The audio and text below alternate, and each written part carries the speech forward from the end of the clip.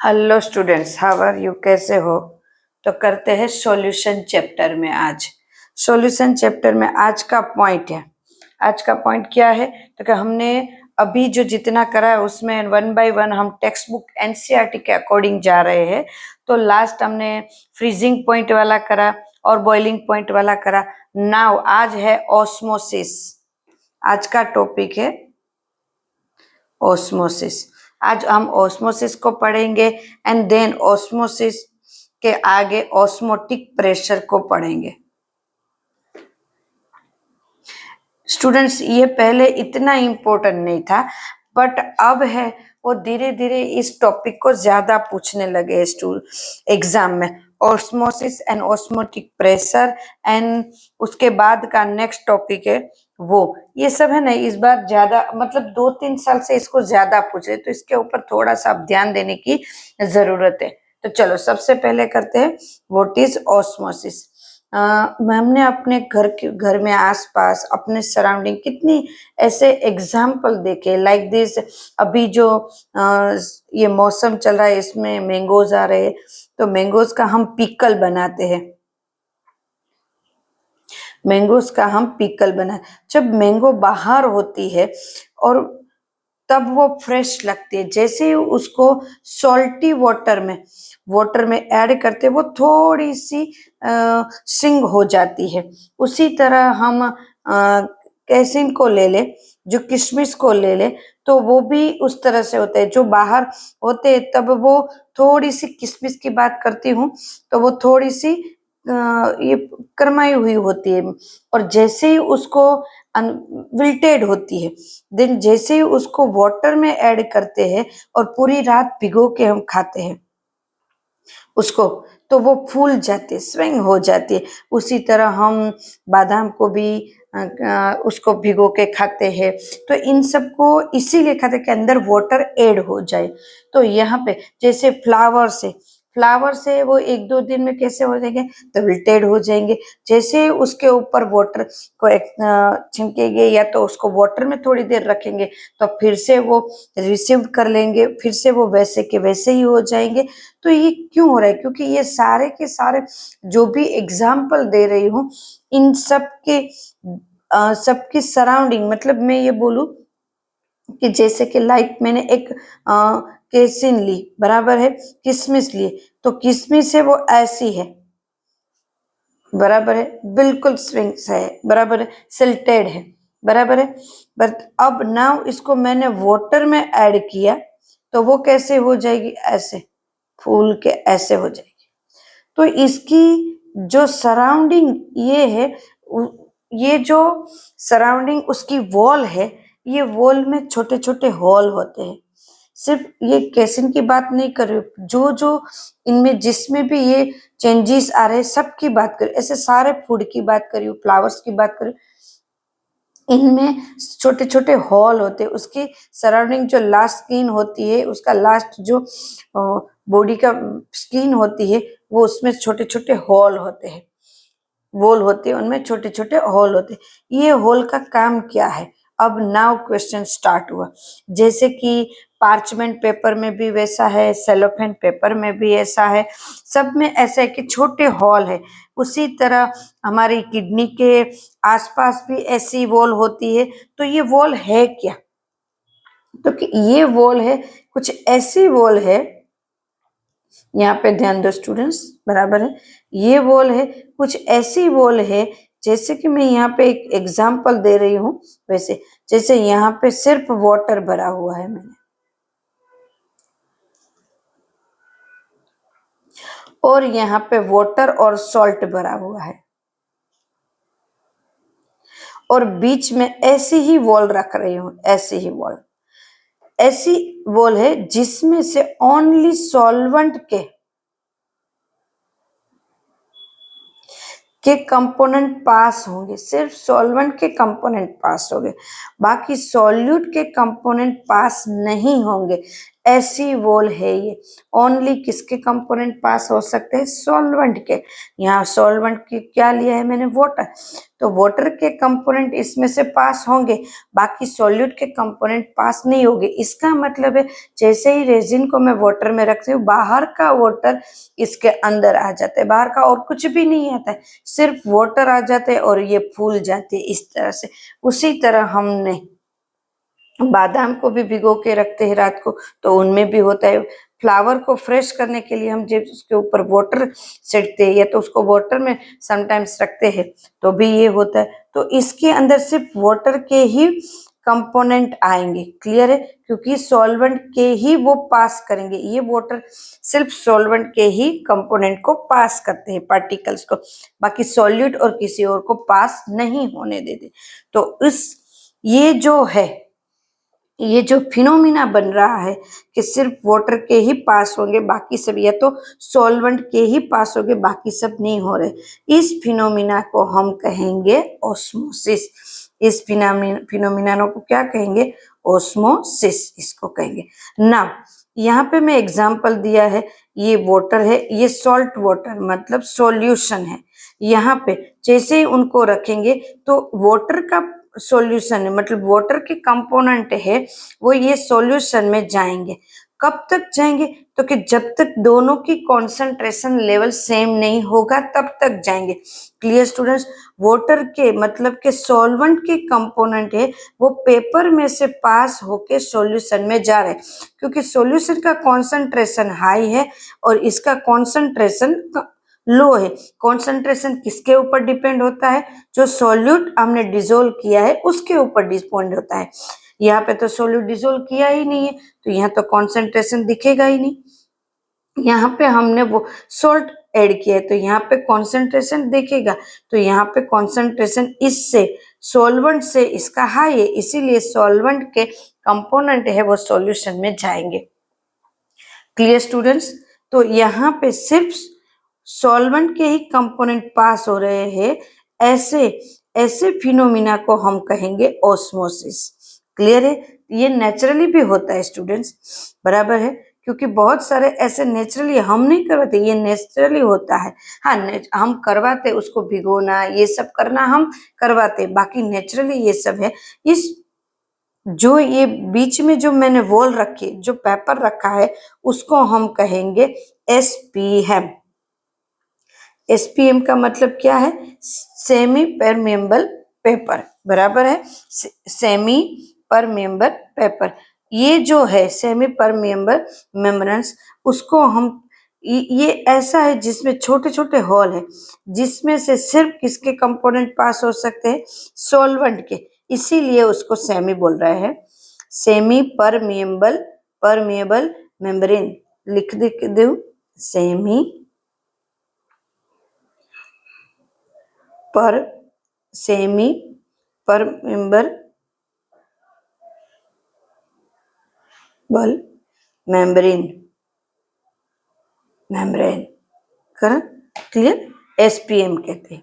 चलो now next, जब मान लो ये मुझे यहाँ से सॉल्वेंट का वाटर सॉल्वेंट है उसको ज्यादा पास नहीं होने देना है, तो मैं क्या करूंगी? यहाँ पे थोड़ा सा प्रेशर लगाऊंगी, यहाँ पे थोड़ा सा प्रेशर लगाऊंगी, इसको ज्यादा पास नहीं होने देने, तो इसको यहाँ पे थोड़ा सा प्रेशर लगाऊं। जैसे ही यहाँ पे थोड़ा सा प्रेशर आएगा, ये सॉल्यूशन है, ये सॉल्वेंट के ऊपर प्रेशर करेगा और इसको अपनी तरफ आने नहीं देगा, इसको अपनी तरफ आने नहीं देगा। थोड़ा सा प्रेशर ऐड करती हूँ, पाई जितना, खुद का यूनिवर्सल प्रेशर जो एटमॉस्फेरिक लगता है तो वो तो लगता ही है दोनों के ऊपर, बट एक्स्ट्रा प्रेशर दे रही हूँ थोड़ा सा। कहाँ पे? यहाँ पे। तो ये प्रेशर की वजह से सॉल्यूशन है सॉल्वेंट को आने नहीं दे रहा है पेपर में से, तो उसको कहेंगे हम ऑस्मोटिक प्रेशर। ये जो प्रेशर लग रहा है उसको कहेंगे ऑस्मोटिक प्रेशर। ऑस्मोटिक प्रेशर किसके ऊपर डिपेंड रहेंगे? तो ऑस्मोटिक प्रेशर है मोलारिटी के ऊपर डिपेंड रहेंगे कि इस जो सॉल्यूशन बनाया है उसकी मोलारिटी कितनी है। जो सॉल्यूशन बनाया है उसकी मोलारिटी, कॉन्सेंट्रेशन किसके ऊपर है? इसके ऊपर। और साथ साथ में टेम्परेचर के ऊपर जो गिवन टेम्परेचर दिया होगा उसके ऊपर डिपेंड है। So osmotic pressure pi equal to CRT। वैसे osmotic pressure pi is proportional to RT है, बट हमने प्रोपोर्शनल को निकाला और उसकी जगह हमने CT है और उसकी जगह मैंने R को कांस्टेंट लिया है। ओके, तो यहाँ पे R is gas constant, R is gas constant.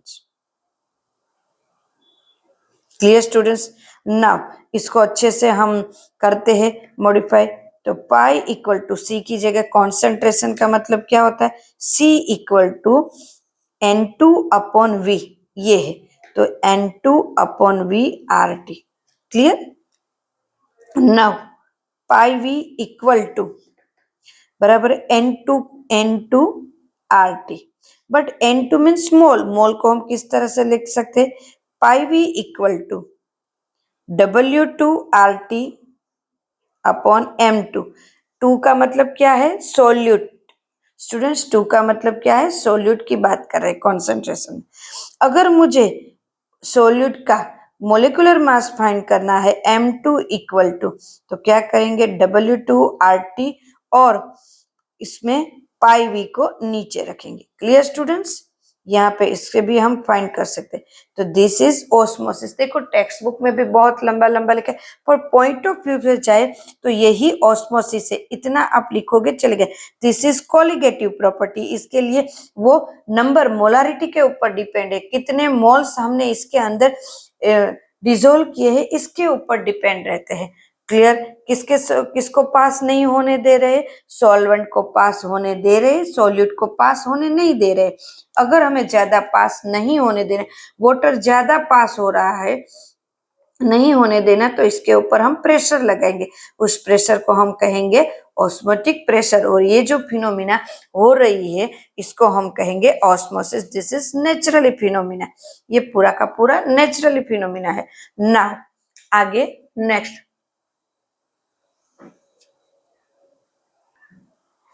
Now हम जैसे ही सोडियम है वो हमारी बॉडी में नर्वस सिस्टम के ऊपर वर्क करता है। अगर हमारी बॉडी में सोडियम कम हो जाता है तो हमारी नर्वस सिस्टम में प्रॉब्लम होता है। इसीलिए कभी कभी ऐसा होता है कि जिनके नर्वस सिस्टम का प्रॉब्लम है, ऐसी कोई बीमारी है या तो कोई सिम्टम्स है, तो उसकी सोडियम को बोतल चढ़ा दी जाती है। तो जो ये सोडियम की बोतल है उनका कॉन्सेंट्रेशन वैल्यू 0.9% रखना है। क्यों? क्योंकि हमारी बॉडी में जो सेल है, सेल में जो सोडियम है उसका कॉन्सेंट्रेशन 0.9 है एट टेम्परेचर पे, एटमॉस्फेयर पे, इसीलिए उसका भी यही रखना चाहिए। इससे कम ज्यादा होता है तो यहाँ पे अलग टाइप की डिसीज क्रिएट होती है। इसीलिए हम इजीली इसको अपने सेल में डायरेक्ट हम यूज कर सकते हैं, ये बोतल के थ्रू। जैसे बोतल चढ़ाते हैं ना, उस तरह से हम इसको यूज कर सकते हैं। बट नाउ दोनों का सेम है तो उसको हम कहेंगे, टेम्परेचर भी सेम है तो आइसोटोनिक सॉल्यूशन, ये जो सेम है एटमॉस्फेयर के प्रेशर में, तो उसको कहेंगे आइसोटोनिक सॉल्यूशन। क्या कि कॉन्सेंट्रेशन वैल्यू सेम है। ऐसे और भी सॉल्यूशन लिए जाते हैं, जैसे कि यहाँ पे दोनों तरफ सेम कॉन्सेंट्रेशन वैल्यू है, तो उसको उस सॉल्यूशन को कहेंगे आइसोटोनिक सॉल्यूशन। बराबर। बट कभी ऐसा हो, ऐसे एग्जाम्पल लेते हैं कि जैसे कि एक एग्जाम्पल ऐसा है कि 0.9% से कम है mass upon volume, mass upon volume है वो 0.9% से कम है। बराबर है। तो नॉर्मली वो होता क्या है, जो अदर एंड, कि वो इसके अंदर हमारी सेल में जाएंगे तो सेल पहले तो इसको लेगा नहीं। अगर लेगा तो क्या होगा, तो कि सेल में ये इसकी कॉन्सेंट्रेशन वैल्यू ज्यादा हो जाएगी, तो वाटर है वो अंदर से बाहर निकल जाएगा, अंदर से बाहर निकल, तो हमारे सेल है वो मुरझा जाएंगे, कम ऐसे होंगे, तो वाटर बाहर हो जाएंगे।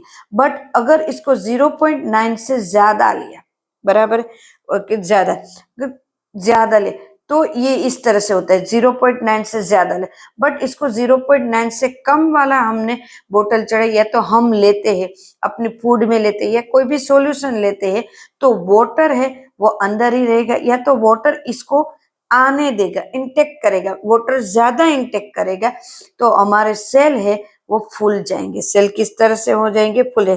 तो इसको कहेंगे हाइपरटोनिक,